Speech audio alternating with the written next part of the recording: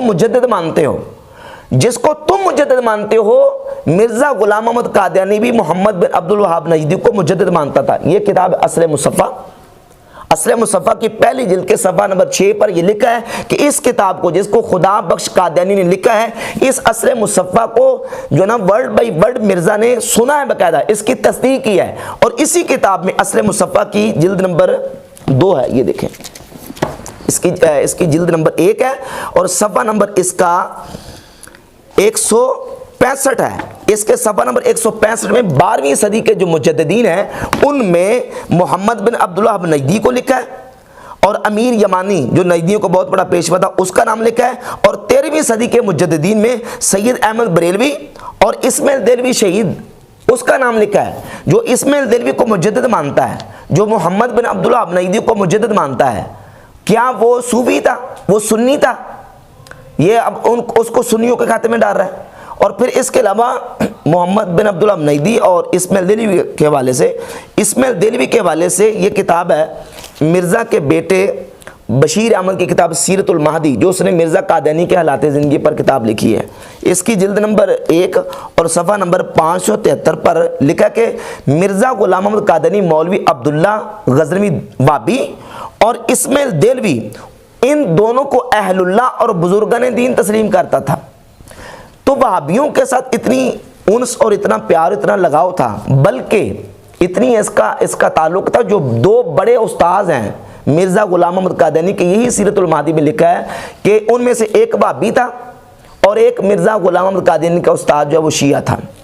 इस किताब के सीरतुल महदी की पहली जिल्द के सफ़ा 232 पर मिर्ज़ा के बेटे ने लिखा है कि मिर्ज़ा के 2 बड़े जो उस्ताद थे उनमें से गुल अली शाह और फजल अहमद।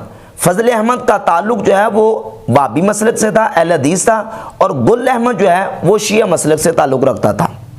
और इब्न अब्दुल वहाब नजदी और इस्माइल देलवी का दीवाना था मिर्ज़ा गुलाम अहमद कादियानी, उनको मुजद्दिद मानता था, उनको बुजुर्गान दीन तस्लीम करता था। और मिर्ज़ा कादियानी का जो पहला खलीफा है मौलवी नूरुद्दीन बेरवी, ये उसकी किताब है हयात नूर, उसके हालात ज़िंदगी पर। ये हयात नूर में मुख्तलिफ मकामात पर ये लिखा है, मसलन सफ़ा नंबर 23 पर और सफ़ा नंबर 24 पर और सफ़ा नंबर 44 पर कि ये तक़ियतुल ईमान और इस्माइल देलवी का दीवाना था मौलवी नूरुद्दीन बेरवी, जो कि मिर्ज़ा गुलाम अहमद कादियानी का पहला खलीफा है। 1914 में ये मर गया। उसके बाद 1914 के बाद मिर्ज़ा का जो बेटा है बशीरुद्दीन महमूद, वो दूसरा खलीफा बना। और फिर मिर्ज़ा कादियानी के ताल्लुकात के लिए एक और सबूत पेश कर दूँ, ये है इशाअतुस सुन्ना, वहाबियों का जो रिसाला निकलता था जिसका एडिटर था मौलवी मोहम्मद हसन बटालवी, ये इशाअतुस सुन्ना। और ये 7वीं जिल्द में पूरी की पूरी तारीफ़ें हैं मिर्ज़ा गुलाम अहमद कादियानी और उसकी किताबों के हवाले से तारीफ़ें मौजूद हैं। सूफियों से निकला हुआ फ़िरका था, ये वहाबियों का पैदा करता था और गैर मुक़ल्लिदीन ही से निकला था। ख़ुद मिर्ज़ा गुलाम अहमद कादियानी जो है इसके ताल्लुकात जो हैं वो वहाबियों के साथ है, गैर मुक़ल्लिदीन के साथ है। ये सीरतुल महदी किताब इसमें लिखा है कि मिर्ज़ा गुलाम अहमद कादियानी का जो निकाह और रिश्ता है वो मौलवी मोहम्मद हसन बटालवी ने करवाया है। मौलवी मोहम्मद हसन बटालवी के पास अहले हदीस लड़कियों की फहरिस्त रहती थी और मिर्ज़ा गुलाम अहमद कादियानी को फिर उसने मीर नासिर की बेटी का रिश्ता मौलवी मोहम्मद हसन बटालवी ने, जो इशाअतुस सुन्ना का एडिटर था, उसने करवाया। इसके सफ़ा नंबर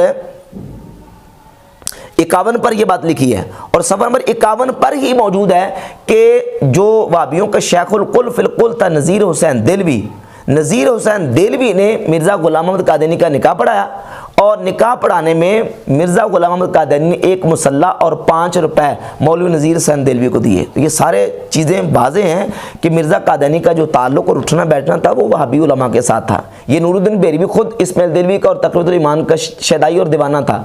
डॉक्टर बशारत मिर्ज़ा कादियानी का जो शागिर्द था वो भी वहाबी था।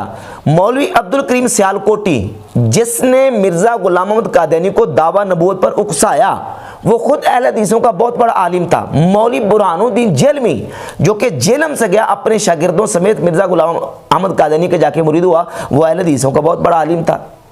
ये सारे लोग इसके दाएं बाएं जो है ना वो सारे के सारे गैर मुक़ल्लिदीन वहाबी थे। और बाकी रही बात ये कि ये सूफियों की किताबों के हवाले पेश करता है, तो ये उनकी अहमदिया पॉकेट बुक है जो मलिक अब्दुर्रहमान कादियानी ने एक साल में ये किताब जमा की है। इसमें आप इम्कान नबूवत का उन्वान और बाब उठा के देख लें। उसने सबसे पहले कुरान मजीद की 13 आयात बयान की हैं। कुरान मजीद की 13 आयात और ज़कीर अहादीस में से 8 अहादीस और फिर 11 अकवाल, जिनमें सहाबा के और मुहद्दिसीन के और सूफिया के और वहाबियों के और देवबंदियों के अकवाल उसने 11 पेश किए हैं। पहले कुरान पाक की 13 आयतें पेश की हैं, उसके बाद 8 अहादीस और उसके बाद अकवाल पेश किए हैं। मिर्ज़ा कहता है जी कादियानी जो है वो सूफियों की किताबें पेश करते हैं, सूफिया तो उनके जवाब दे ही नहीं सकते, ये तो जवाब मैं दे सकता हूँ। ये पूरी कादियानियों के रद में जो तहरीकें और तारीख पूरी भरी पड़ी है, सबसे पहले मिर्ज़ा कादियानी का रद जिन्होंने किया है वो सूफिया थे। मौलाना गुलाम दस्तगीर कसूरी रहमतुल्लाह अहले सुन्नत के बहुत बड़े आलिम और अहले सुन्नत के बहुत बड़े जो है वो मुफ्ती थे, गुलाम दस्तगीर कसूरी रहमतुल्लाह, उन्होंने सबसे पहले मिर्ज़ा कादियानी के रद में किताब रजम शयातीन लिखी है। पीर मेरे अली शाह साहब का ताल्लुक किस तबके के साथ था? सूफिया के तबके के साथ था। ये कहता है ये सूफिया तो उसका जवाब ही नहीं दे सकते, जवाब मैं दे सकता हूँ। तुम्हारे पैदा होने से, तुम्हारे जमने से पहले कादियानियों को पाकिस्तानी कानून और आइन में जो उनको काफिर करार किसने दिलवाया है? उलमा ने काफिर करार दिलवाया है। तुम कहते हो कादियानियों को मेरे साथ सवाल जो है वो जवाब ही कोई नहीं दे सकता।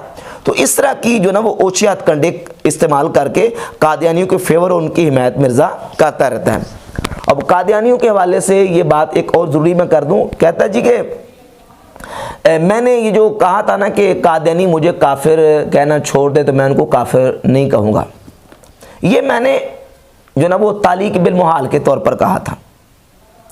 वो मुझे काफिर, वो मुझे मुसलमान मानेंगे नहीं, इसलिए मैं उनको मुसलमान ही मानूंगा। वो तो तुम्हें मानते हैं, लाहौरी तो मानते हैं और कादियानी ग्रुप भी अब तावील करते हैं।